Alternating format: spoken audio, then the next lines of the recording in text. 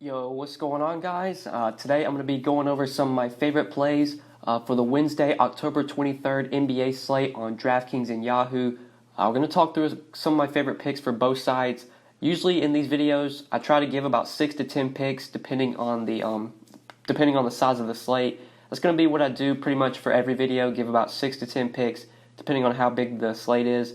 I'm going to try and hit on guys I like all kind of price ranges. The top guys I like, the studs. If there's value plays I'll be going to, I'll try and hit on those as well. I don't just want to give like all stud plays and not give any value, so I'll try and mix in a little bit of everything in my picks videos. For those of you that missed my video on Tuesday going over the opening night slate, I did introduce a new format to my videos, to my NBA videos, and to my NFL ones as well, where I kind of made like a PowerPoint presentation. I feel like this makes the videos a lot more appealing to watch rather than me just pulling up the Draftkings page. This actually gives you something to look at, something to read while you listen to me talk rather than just looking at the Draftkings lobbies. So hopefully you guys enjoy the new format to the videos. Just before we do get started taking a look at some of my favorite plays today, I would definitely appreciate it if you guys would drop a like down below.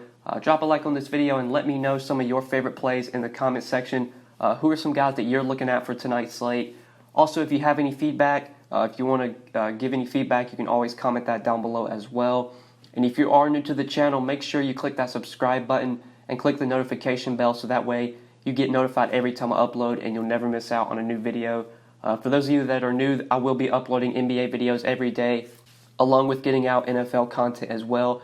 I'll still be uploading NFL videos throughout the week along with daily NBA videos. So make sure you are subscribed with notifications on so that way you never miss out on any of my new videos. But let's go ahead and take a look at this slate. Look who I'm targeting at the top. And you can tell by the thumbnail, it's going to be Karl-Anthony Towns for me at the top. He's $10,100 on DraftKings. He's $45 on Yahoo. Cat right now is being touted as one of the highest upside fantasy picks this season. A lot of people in their drafts are taking Karl-Anthony Towns number one over guys like Giannis, LeBron, Anthony Davis. Karl-Anthony Towns is expected to have a monster season for good reason. I mean, the dude's a beast. He plays a ton of minutes. I think that's something that's very key early on in the season is to try and find those guys that we know are going to play big minutes every night. And Cat is one of them. Last season, he was playing 36, 38 minutes every night. I don't expect anything to be different this year. It is very hard to predict what the rotations are going to look like early on in the season.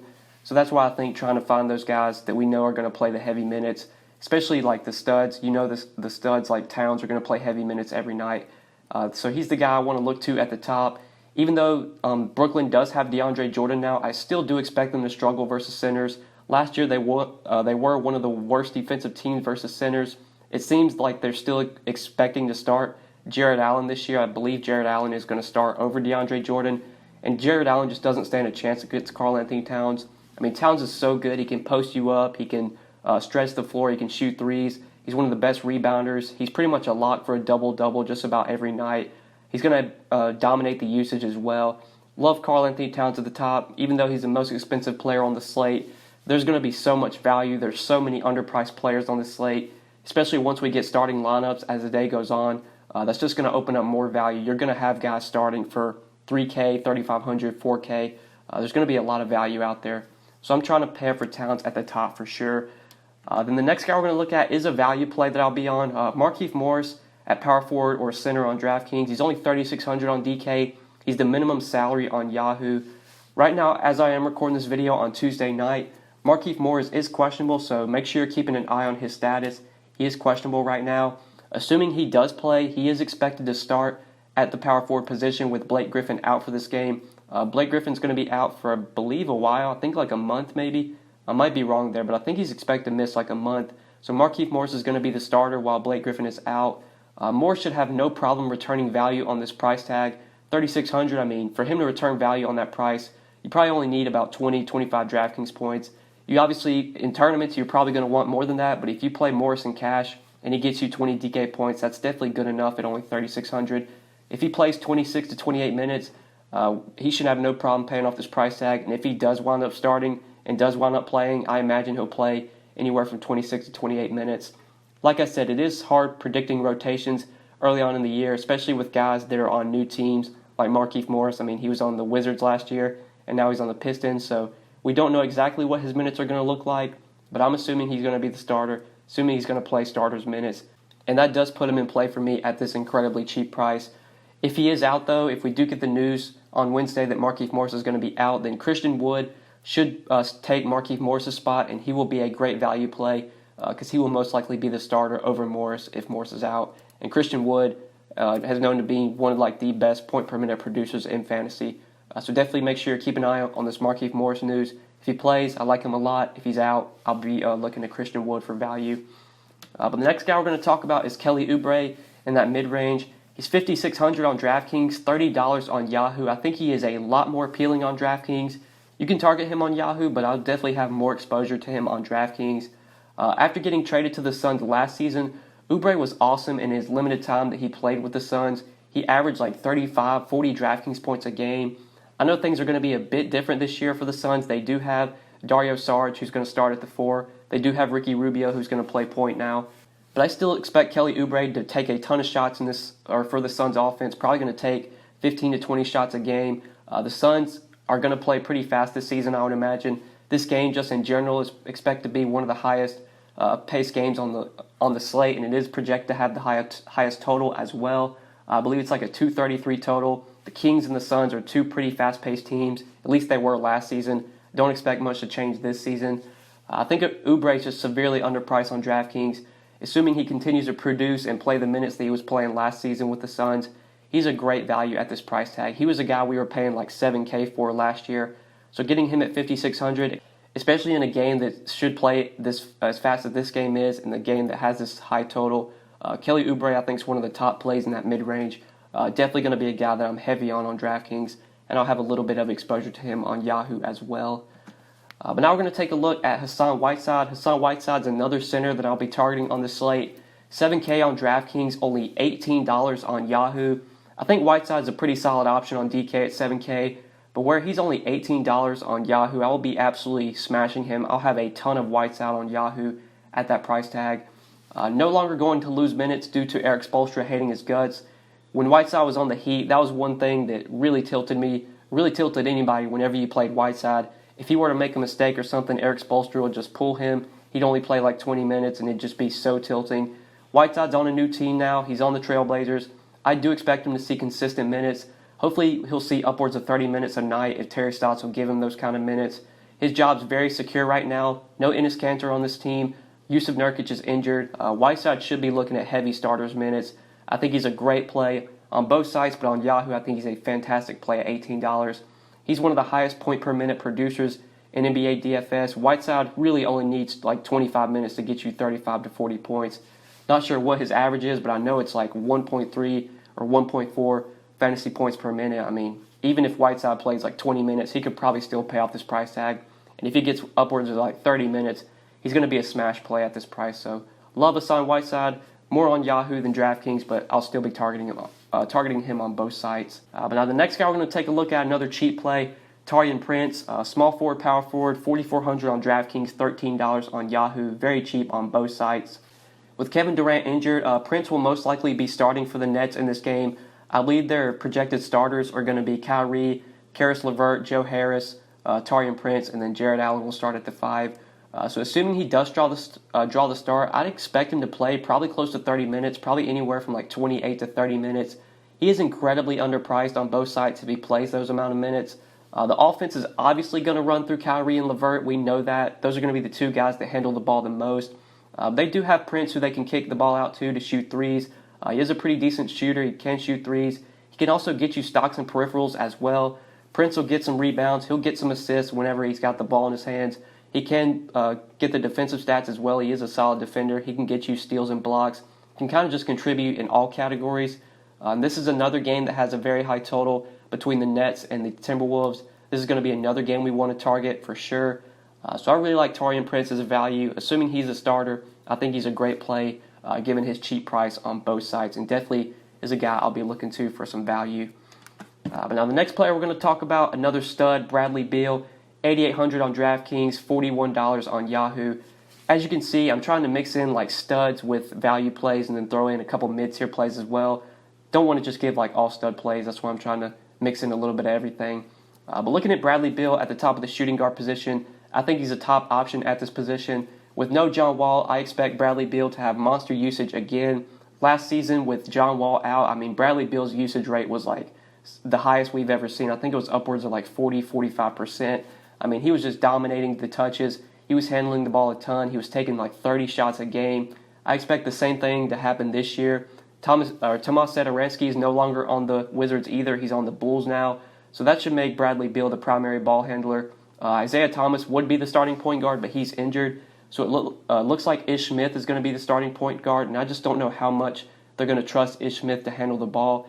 I'm sure he can. He played a lot of point guard with the Pistons. He did handle the ball a lot for the Pistons when he was back up to Reggie Jackson. But they probably want Bradley Beal handling the ball the most out of all their starters.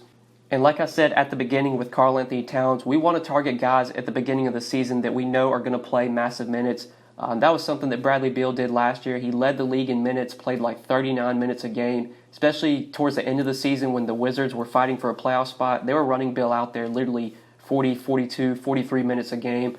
I don't think they're going to do that this year to begin the season, but could definitely see him playing like mid-30s in minutes, 35, 36 every game.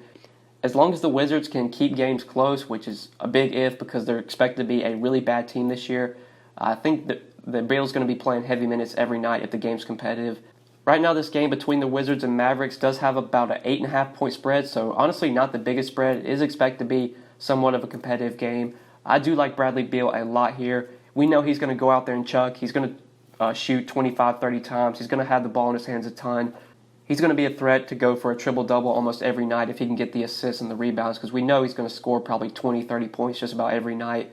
So I love Bradley Beal. He's very expensive, but I think just his massive usage and the volume he's going to see makes him worth the price tag on both sides. But now the next guy we're going to take a look at in that point guard mid-range, that's Ricky Rubio, $5,800 on Draftkings, $25 on Yahoo. Honestly, don't think Ricky Rubio is going to be targeted at all today. I feel like he is going to be very low owned. So he's definitely a guy I want to get some exposure to, especially because I have so much interest in this Kings-Suns game. This is the game that I want to have the most exposure to. I want to have a lot of exposure to Oubre. I like getting some exposure to Ricky Rubio as well. I think Rubio is a little bit underpriced, especially in this matchup against a fast-paced Kings team. The only concern with Rubio is that he might defer some of his ball-handling duties to Devin Booker. We know Devin Booker played a lot of point guard last year. He's going to have the ball in his hands a lot this year, I'm sure. But I have a feeling they're going to stagger Rubio and Booker's minutes so that one of them is on the floor at all times. Both of them are very good ball handlers, so you probably are going to want one of them on the floor at all times. So whether Rubio, it'll probably be Booker will play like the whole first quarter. Rubio will play like the first 6 minutes. He'll go out, and then to start the second quarter, Booker will come out, and then Rubio will go in. So you'll have one of them on the floor at all times. Especially when Booker's off the floor, I expect Rubio to have a pretty high assist percentage. He was always a good passer, always a good point guard, just can facilitate an offense really well. With how fast this game is projected to play, there's going to be a lot of shot opportunities, a lot of assist opportunities, rebound opportunities as well. Ricky Rubio is another guy that can get you stocks. He can get steals. I'm not sure how many steals he averaged per game last season, but I know he's always been a pretty solid defender. De'Aaron Fox is a point guard that likes to play fast, will turn the ball over some, so could definitely see Rubio picking up a couple steals as well. This game's just going to be played at such a fast pace. Fast-paced games are what we want to target in NBA DFS, and this is definitely going to be one of them. So I do like Ricky Rubio from the Suns side. $5,800 on DraftKings and $25 on Yahoo. But now the last guy we're going to talk about is Dewayne Dedmon from the other side of that game. $5,100 on DraftKings, $18 on Yahoo at the center position. So Dedmon is expected to be the starting center for the Kings this season, and I do like this matchup a lot for him against the Suns. Last year, the Suns did struggle a lot defensively versus centers. DeAndre Ayton was a pretty bad defensive center. We saw centers against the Suns have really big games last season. I don't expect much to change this season. And Dewayne Dedmon, kind of similar to Hassan Whiteside, not on Hassan Whiteside's level, but he is a very solid point per minute producer as well. I think he averages just over 1 fantasy point per minute. As long as he can get anywhere from like 25 to 28 minutes, which he should play as long as he's the starting center, he should have no problem paying off this $5,100 price tag on DraftKings. For him to be a really good play at this price, you really only need like 30 DraftKings points. I think Dedmon could easily do that, especially in this matchup, especially in a game that's going to be high scoring and should be a close game as well.